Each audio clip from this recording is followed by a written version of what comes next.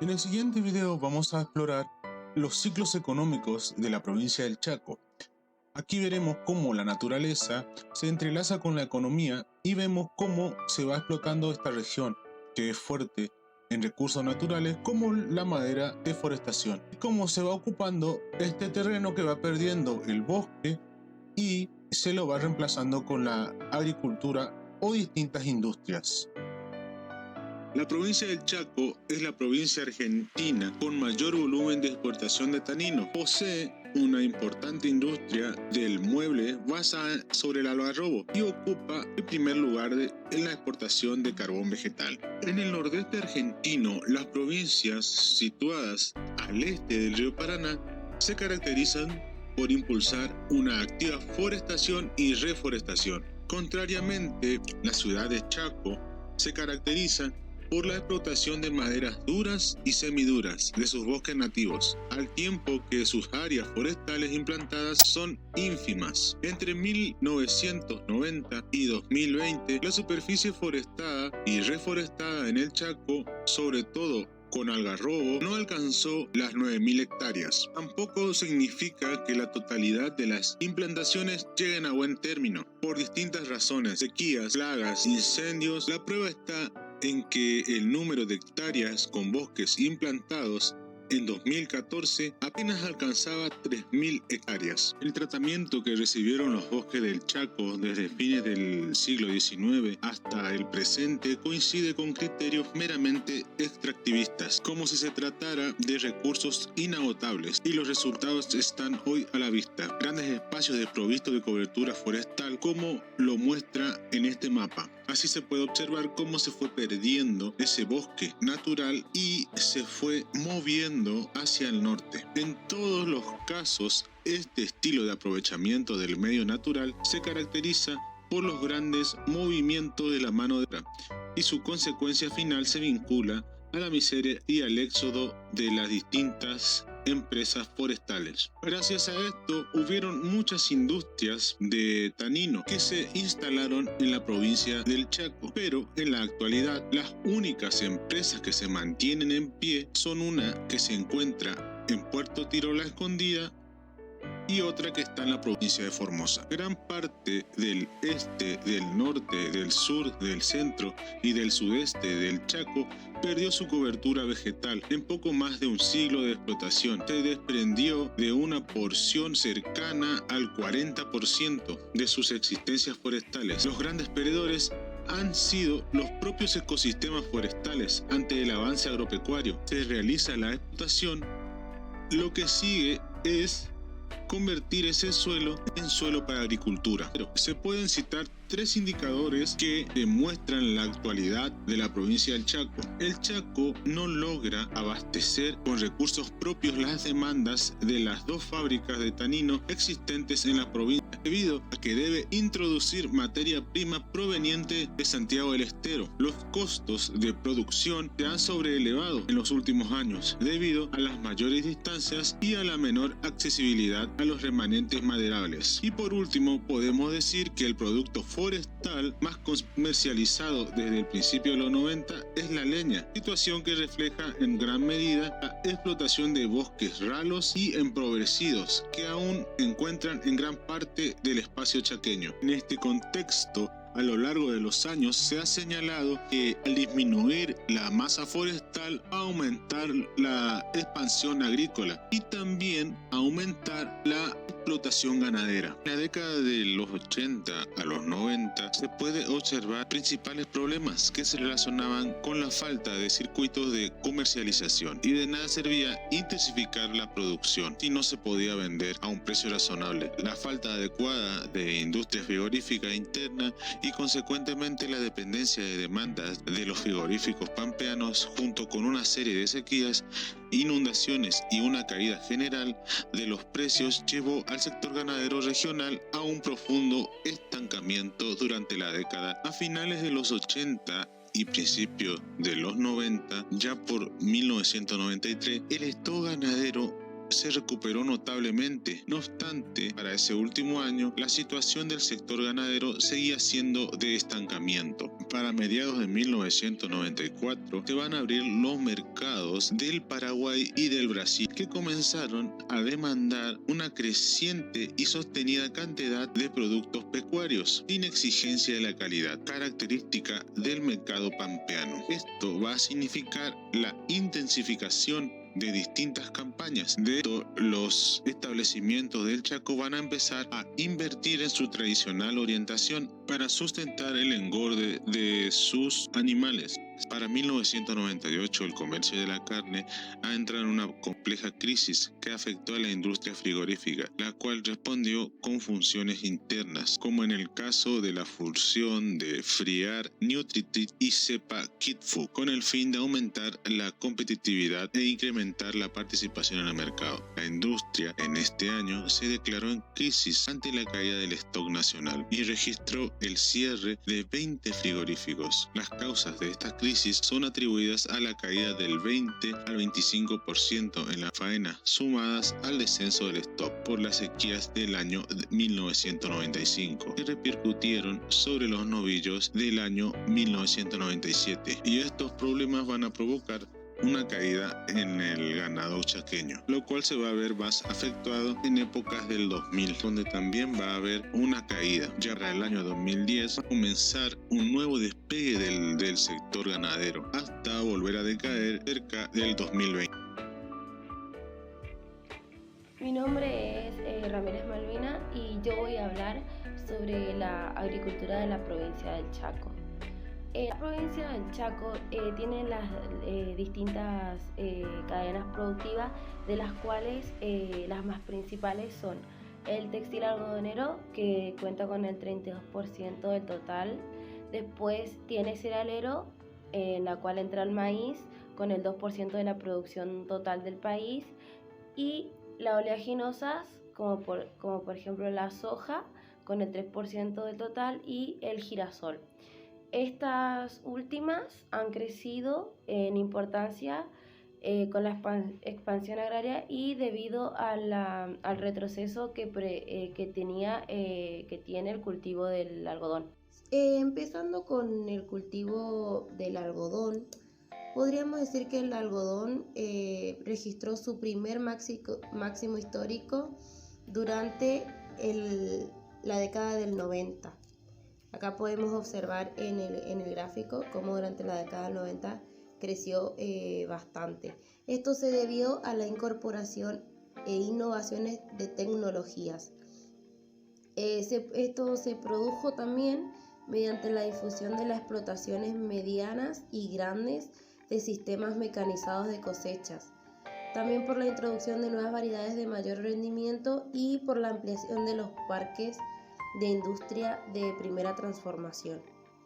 Durante el 2006 y 2007 se produjo un repunte de la superficie implantada con algodón, beneficiada por la rentabilidad hídrica, y en este periodo se implantó el programa algodonero, cuyo objetivo principal era estabilizar su producción con plena ocupación de la inversión instalada.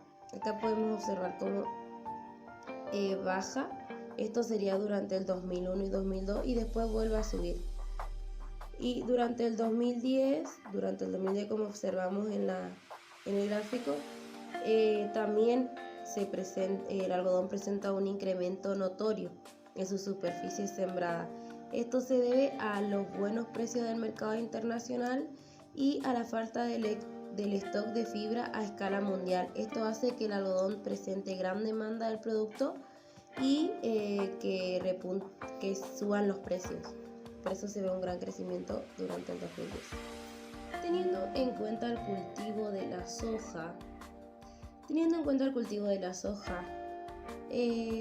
podríamos decir que la soja ingresó al sistema de producción de la provincia del Chaco en los años 90. Esto coincide con la crisis que en ese momento estaba atravesando el cultivo del algodón.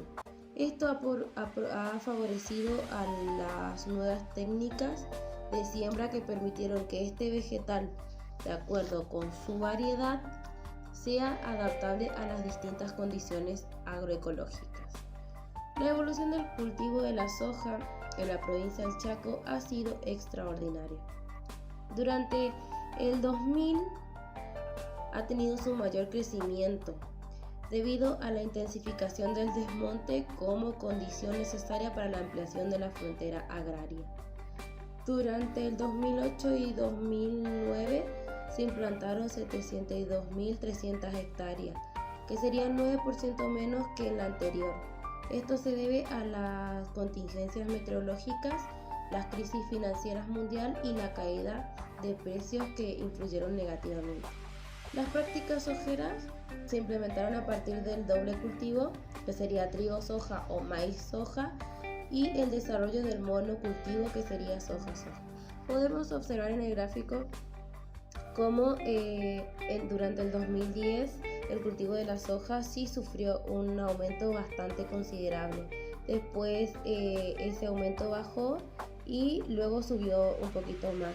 Y durante el 2004 y 2006, como dijimos anteriormente, también presentó una disminución de su superficie implantada.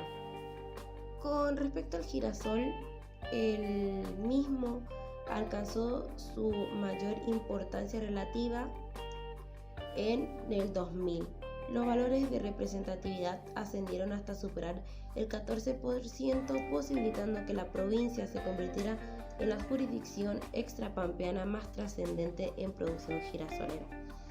Durante el 2008 y 2009, un descenso marcado en la superficie del girasol fue producto, lo podemos observar más o menos, fue producto de el ataque de palomas, cotorras y mosquitos, y para el segundo periodo la superficie disminuyó debido a las elevadas retenciones, muy alto rendimiento para cubrir costo de producción y por el impacto de la sequía al momento de implantación.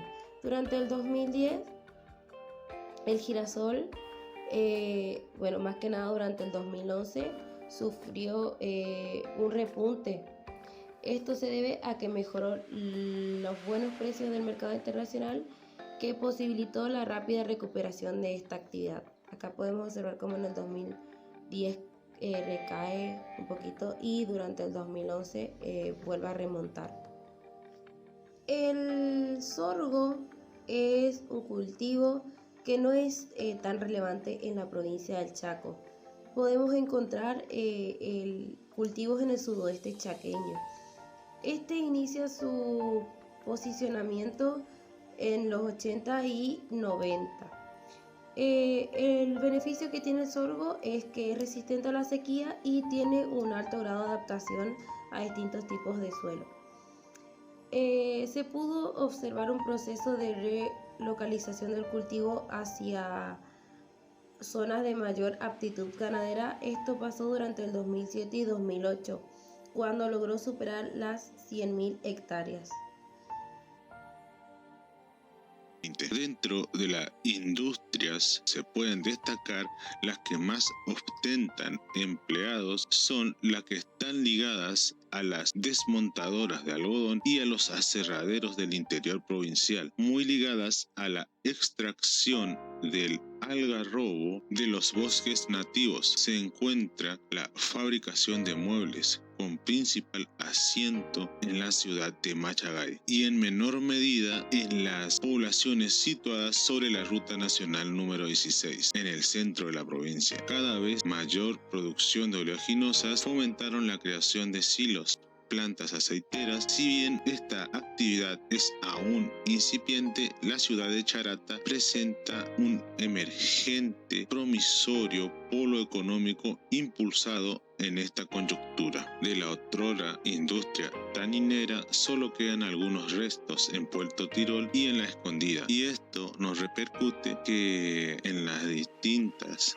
departamentos de la zona central o de la zona sur-oeste se encuentre la mayor cantidad de personas empleadas en la industria. También en la zona de resistencia. Hay actividades industriales en química, metalúrgica, platos, alimenticia y frigoríficas, que son las más importantes. La administración pública es la principal fuente de empleo en el Gran Resistencia y en algunas zonas donde la situación social crítica apuntala a la creación de proyectos que disminuyen la brecha. Su situación de este modo estratégico de comunicaciones y de todo el nordeste argentino y lo más desarrollado, hidrovías fluviales con base al puerto de Barranqueras y ferroviaria, fueron en otro momento los impulsores de esta actividad económica. A inicio del 2007, la Ruta 16 forma parte del corredor bioceánico y el puente General Belgrano que cruza el río Paraná hacia Corrientes permiten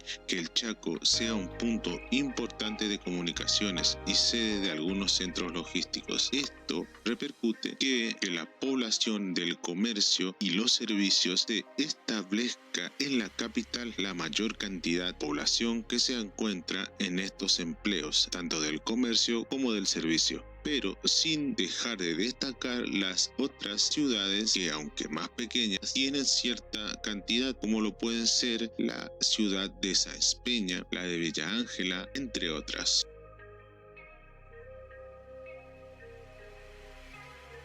El ferrocarril fue el principal nudo de transporte que sirvió para el acceso de inmigrantes, la instalación de colonias y la explotación de recursos hasta el siglo XX. En el gráfico podemos ver la construcción de ferrocarriles desde su aparición hasta la actualidad. El primer ramal fue construido en 1892 y se dirigía desde Charaday, Chaco, hasta Santa Fe y Rosario. Entre 1907 y 1914 se construye el ramal C3 entre Resistencia con Aviateray, y desde este ramal se abrieron otros hacia el sur, el cual era una extensión que llegaba hasta Santiago del Estero y otra hacia Santa Fe. Posteriormente se tendieron ramales hacia el norte, a General San Martín y a Juan José Castelli, y hacia el sur el ramal C6 desde General Pinedo hasta Santa Fe. Y como se puede ver en el gráfico, en la década del 30 se paraliza la construcción de ferrocarriles debido a que en 1931 se finaliza la línea que va desde Barranqueras hasta Joaquín González, la provincia de Salta, con el completamiento del ramal C12. Luego, bajo la presidencia de Perón, los ferrocarriles fueron nacionalizados y los ramales del Chaco pasaron a integrar el ferrocarril General Belgrano, actualmente llamado Belgrano Cargas y Logística. Esto hizo que fuera el único en el país que no atrajo a los inversores privados y quedó en manos de sociedades con participación de los gremios y del Estado Nacional, que no atendieron el mantenimiento de las vías ni del material rodante, lo que produjo su continuo desgaste y abandono. Así pasaron 15 años hasta que en el 2008 retomó sus servicios hasta el puerto, aunque con condiciones de circulación precarias, y en el 2010 mejoran los puntos más críticos de la red troncal, hasta que en el 2019 finaliza la construcción de 130 kilómetros de renovación de vías correspondiente a los ramales C6 y C12 de Belgrano Cargas, lo que podrá transportar hasta 250 toneladas según su página oficial. Ahora hablemos de los caminos pavimentados.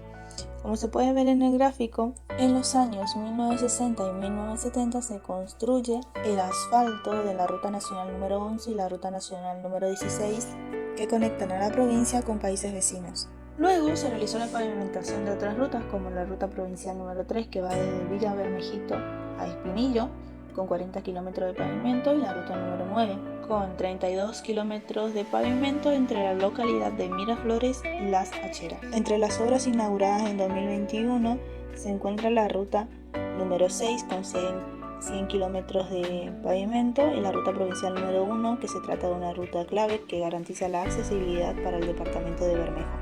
Hablaremos ahora de la inmigración.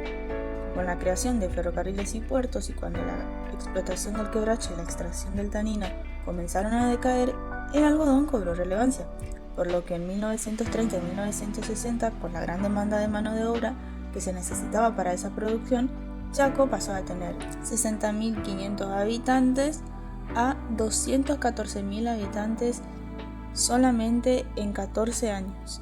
y en 1940 llega a un total de 360.000 habitantes con una alta proporción de inmigrantes, principalmente agricultores europeos que llegaron después de la Segunda Guerra Mundial.